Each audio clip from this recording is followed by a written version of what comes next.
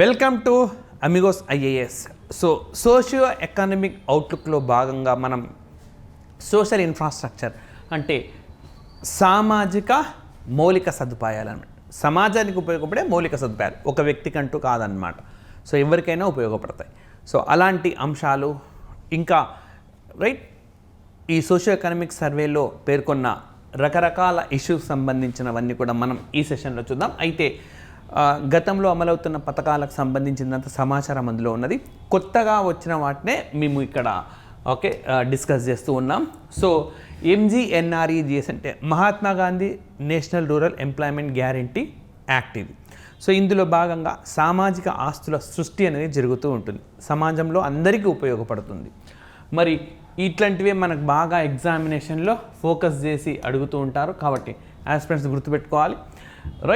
So MGNREGS మనకు తెలంగాణలో ఏ రాష్ట్రంలో ఎక్కువగా ఇందులో భాగంగా పని రోజులు కల్పించారని అడుగుతారు. యాదాద్రి భువనగిరి.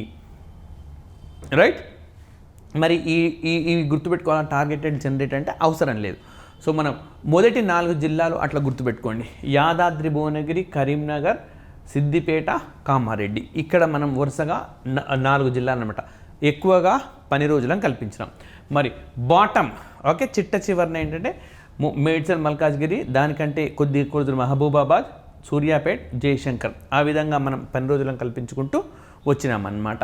సో అయితే మీకు ఒక అనుమానం రావచ్చు, 33 జిల్లాలు కదా అని. సో ఇది పట్టణ ప్రాంతాల్లో అమలు చేయాలంటే హైదరాబాద్లో ఇది అమలు కాదు.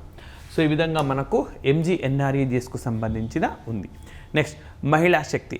ఇక్కడ మనం సామాజిక ఆస్తులు క్రియేట్ అనుకున్నాం. మహిళా శక్తి అనే పథకం కదా అంటే ఈ పథకం ద్వారా సోషల్ ఇన్ఫ్రాస్ట్రక్చర్ని కూడా క్రియేట్ చేస్తున్నారు.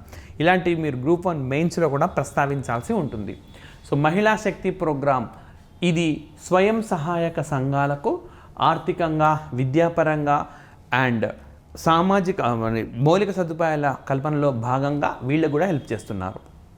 సో మరి this program include the provision of financial linkages amounting to 1 lakh crore rupees. బాగా వినండి. 5 సంవత్సరాలలో 1 లక్ష కోట్ల రూపాయలు మహిళా స్వయం సహాయక సంఘాలకు చేరవేయాలని లక్ష్యం.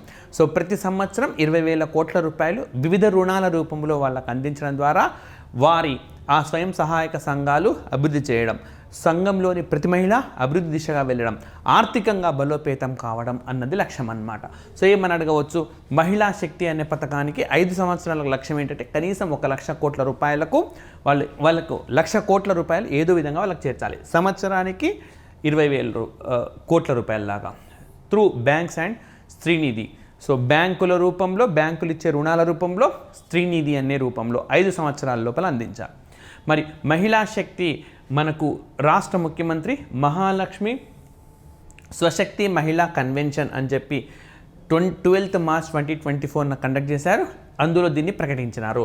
మహాలక్ష్మి స్వశక్తి మహిళా సమావేశంలో భాగంగా దీన్ని ప్రకటించారు. సో ఇంపార్టెంట్ అన్నమాట ఇవి డేట్స్తో సహా. మరి ఇక్కడ ఏం జరుగుతుంది అని అంటే ఫైనాన్షియల్ లింకేజెస్, స్కిల్ డెవలప్మెంట్, వారికి నైపుణ్యాలను అభివృద్ధి చేస్తారు మహిళలకు. అండ్ ఎంటర్ప్రెన్యూరల్ సపోర్ట్ అంటే వ్యవస్థాపరమైన వాళ్ళు కూడా ఒక పారిశ్రామికవేత్తలుగా ఎదిగేందుకు అవసరమైన వ్యవస్థాపరమైన మద్దతు ఉంటుంది. అదేవిధంగా golden Telangana and rich Telangana నిర్మించడమే లక్ష్యము. సో బంగారు తెలంగాణ, అదేవిధంగా ధనిక రాష్ట్రమైన తెలంగాణను అడుగుతారు. బంగారు తెలంగాణ, రిచ్ తెలంగాణ క్రియేట్ చేయాలని ఏ పథకంలో భాగంగా ప్రస్తావించారు అని అంటే మహిళా శక్తి అనే పథకంలో భాగంగా ప్రస్తావించారు. మరి ఈ ప్రోగ్రాం వడ్డీ లేని రుణాలతో కూడుకొని ఉంటుంది. 1 లక్ష కోట్లు ఇవ్వాలి కదా, 1 లక్ష కోట్లు, సంవత్సరానికి 20,000 కోట్లు. ఇవి వడ్డీ లేని రుణాలు, లోన్స్ విత్ 0 ఇంట్రెస్ట్ అన్నమాట. ఇంట్రెస్ట్ ఫ్రీ లోన్స్ అని కూడా అనవచ్చు. సో సెల్ఫ్ హెల్ప్ గ్రూప్స్ బ్యాంకులు శ్రేణి ద్వారా అందిస్తారు. మరి ఇందులో భాగంగా స్పెసిఫిక్గా కొన్ని యాక్టివిటీస్ చేస్తారంట. For example 106 stalls will be set up at Dwakra Mahila Bazaar to provide a marketplace for SSG groups. ఈ స్వయం సహాయక సంఘాలకు డ్వాక్రా మహిళా బజార్లో 106 స్టాల్స్ను ప్రత్యేకంగా కేటాయిస్తారు. వారి వస్తువులను వాళ్ళు అక్కడ విక్రయించుకోవచ్చు. ఆ విధంగా వారు సమాజంలో ఉన్నత స్థితిలోకి వచ్చేందుకు అవకాశం ఉంటుంది. అదేవిధంగా 2,183 స్టిచ్చింగ్ సెంటర్స్. సో మనం గతంలో చెప్పినాం గత సెషన్స్లలో ఈ మహిళా స్వయం స్కూల్ యూనిఫామ్లు కుట్టే బాధ్యత మహిళా స్వయం సహాయకులకు అందించడం. సో వాళ్ళు కుట్టుకోవడం ద్వారా ఒక్కొక్క జతకి ఇంత వాళ్ళకి పే చేస్తారు, వాళ్ళకి ఆదాయం పెరుగుతుంది. 2183 స్టిచ్చింగ్ సెంటర్స్, 32 కేవ్స్, క్యాంటీన్స్ని మనకు 936 మీ సేవా సెంటర్లను ఈ మహిళలే నిర్వహించబోతున్నారన్నమాట. సో మహిళా శక్తి క్యాంటీన్ సర్వీసెస్, క్యాంటీన్లను కూడా మహిళలు నిర్వహించబోతున్నారు. సాక్షాత్తు రాష్ట్ర సచివాలయంలో డాక్టర్ బిఆర్ అంబేద్కర్ స్టేట్ సెక్రటరియట్లో కూడా మహిళలే అక్కడ క్యాంటీన్ ప్రారంభించినారు. కలెక్టరేట్లు, వివిధ ప్రదేశాల్లో మహిళా క్యాంటీన్లను ప్రారంభించబోతున్నారు. మరి మహిళా క్యాంటీన్లు అంటే ఎప్పటికైనా క్యాంటీన్లలో మనకు డిమాండ్ బాగా ఉంటుంది. సో రోజు వచ్చి అవసరాల రీత్యా వచ్చే వాళ్ళందరూ బయటికి ఎక్కడికి వెళ్ళకుండా అక్కడే వారికి ఫుడ్ అనేది అందుబాటులో ఉంటుంది. వాళ్ళ అవసరాలు తీరుతాయి, ఎట్ ద సేమ్ టైం మహిళలకు ఆదాయం అనేది దక్కుతుంది.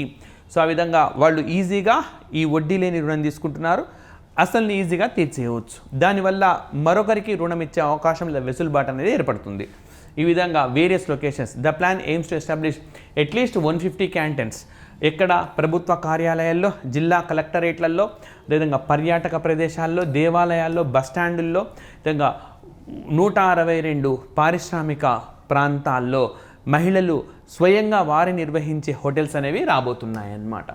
రైట్. అదేవిధంగా ఎకనామిక్ ఇన్ఫ్రాస్ట్రక్చర్, ఆర్థికపరమైన మౌలిక సదుపాయాలు ఏ విధంగా మనం క్రియేట్ చేస్తున్నారంటే ఫర్ ఎగ్జాంపుల్ విద్యుత్ వ్యవస్థ ఇట్లాంటివి అన్నమాట. చూడండి, electricity consumption is of an proxy indicator of states economic progress. అంటే ఒక రాష్ట్ర పురోగతిని ఏ విధంగా అంచనా వేయచ్చు అంటే విద్యుత్ వినియోగం. అతి ఎక్కువగా విద్యుత్ని వినియోగిస్తున్నారు అని అంటే ఆ దేశంలో, ఆ ప్రాంతంలో పరిశ్రమలు ఎక్కువగా ఉన్నాయి కాబట్టి ప్రాబబ్లీ వినియోగించవచ్చు. రైట్. అన్ని సందర్భాల్లో కాదండి, యావరేజ్గా తీసుకుంటుంటారు. లైక్ ఫర్ ఎగ్జాంపుల్ మన రాష్ట్రంలో మార్చి 8వ తేదీన డిమాండ్ పీక్ వెళ్ళింది 15,623 మెగావాట్స్. సో ఇట్లాంటివి జస్ట్ డేట్లు గుర్తుపెట్టుకోండి. రైట్. సో మనకు 15,623 megawatts 8th March 2021 recorded the highest consumption of 308.54 MU on 14th March. So right, ఇవి కంపల్సరీగా 6 రోజుల ఇండస్ట్రీస్ బాగా పనిచేసినాయని చెప్పలేం. సో ప్రాబబ్లీ మార్చ్ కదా, ఎండలు పెరిగినాయి కదా, ఆ రోజు అందరు ఏసీలు స్టార్ట్ చేసినవచ్చు, కూలర్లు, ఓకే, దుమ్ము దులిపి ఇంకా అప్పుడే సిద్ధం చేసుకొని కూడా ఉండొచ్చు, అలా చెప్పలేం. బట్ ఎనీవే అనేక ఇండికేటర్స్లో ఇది కూడా ఒకటి వాస్తవం. మరి పరిశీలిస్తారు, విద్యుత్ వినియోగం ఎక్కువ ఉందా, పరిశ్రమలు ఎక్కువ ఉన్నాయి, పనిచేస్తున్న వాళ్ళు ఎక్కువ ఉన్నారు. కంప్యూటర్లు మనం కంప్యూటర్ వినియోగించాలంటే కంపల్సరీ పవర్ అవసరం కాబట్టి సాఫ్ట్వేర్ రంగం వాళ్ళు పనిచేస్తున్నట్టు. మరి ల్యాప్టాప్లో పనిచేయాలంటే ల్యాప్టాప్ కూడా ఛార్జ్ చేయాల్సిందే కదా మళ్ళీ. సో ఆ విధంగా అన్నమాట. మరి as a part of welfare measures the government of Telangana is extending free electricity supply to Gruhajyothi scheme up to 200. So ఇది కూడా మనం ఆల్రెడీ చూసినాము. అండ్ అదేవిధంగా February 21, 2024 మనకు Narayanpet Kodangal lift irrigation scheme. ఇది ఆర్థికపరమైన మౌలిక సదుపాయం కదా, అంటే ఈ మౌలిక సదుపాయాన్ని మనం కల్పించడం ద్వారా ఆర్థిక వ్యవస్థ మెరుగ్గా ఉంటుంది. సో February 21 నాడు ప్రారంభించారు. February 21 అనగానే మీకు ఎప్పుడు కనపడినా కూడా డేస్ గుర్తుకు రావాలండి.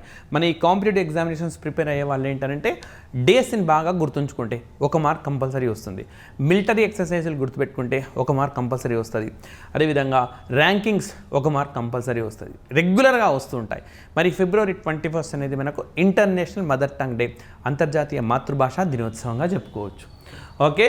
సో మరి అదేవిధంగా మెట్రో, ఇది కూడా ఆర్థికపరమైన మౌలిక సదుపాయం. సో ఎక్కడెక్కడ ఎక్స్టెన్షన్ చేస్తున్నారు అన్నీ కూడా మనం గత సెషన్లో చెప్పుకున్నాం.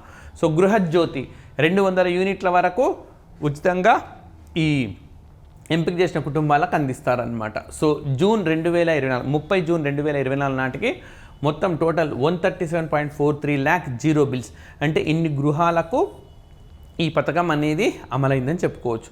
మరి వీళ్ళందరికీ 487.93 crore విద్యుత్ శాఖకు చెల్లించినారు. ఆ అమౌంట్స్ గుర్తుపెట్టుకోవాలి. అదేవిధంగా పునరుత్పాదక శక్తి, ఎకనామిక్ ఇన్ఫ్రాస్ట్రక్చర్లో ఇది కూడా ఒకటి. సో మొదలు మనం పెట్టుబడి పెడితే తర్వాత ఇది మనకు ఫలితాలను ఇస్తుంది. So renewable power in the southern states as of 30th June 2024. So June 2024 నాటికి దక్షిణ భారతదేశంలో ఈ పునరుత్పాదక రెన్యూబుల్ ఎనర్జీ ప్రాజెక్ట్స్ ఏమేమి ఉన్నాయి. సో తెలంగాణ మనకు 4వ స్థానంలో ఉంది. అగ్రస్థానంలో ఏది ఉందని అడుగుతారు, మనకు తమిళనాడు ఉన్నది 22,753.54 అనమాట మెగావాట్స్లో. తర్వాత కర్ణాటక, తర్వాత ఆంధ్రప్రదేశ్, తర్వాత తెలంగాణ. సో ఇట్లా రైట్, ఇట్లా గీసుకొని ఎప్పుడు కానీ నేర్చుకోండి. తమిళనాడు ఇక్కడ 1 మనకు, 2 కర్ణాటక, 3 ఆంధ్రప్రదేశ్, 4 తెలంగాణ, 5 కేరళ. సో 1 2 3 4 5 బాగున్నాయి. అమెరికా సో చూడండి, ఇంకా బై హ్యాడ్ చేయాల్సిన అవసరం లేదు. 1 2 3 4 5 దట్స్ ఇట్. ఇవే దక్షిణాది రాష్ట్రాలు. ఆ ర్యాంకింగ్స్ అట్లా గుర్తున్నాయి. మరి తెలంగాణ ఎన్నవ స్థానంలో ఉందంటే 4వ స్థానంలో ఉన్నది. Right. Renewable energy capacity installed capacity in Telangana. So తెలంగాణలో మనకు ఈ పునరుత్పాదక శక్తి ప్రాజెక్టులో ఏది ఎంత ఉన్నది?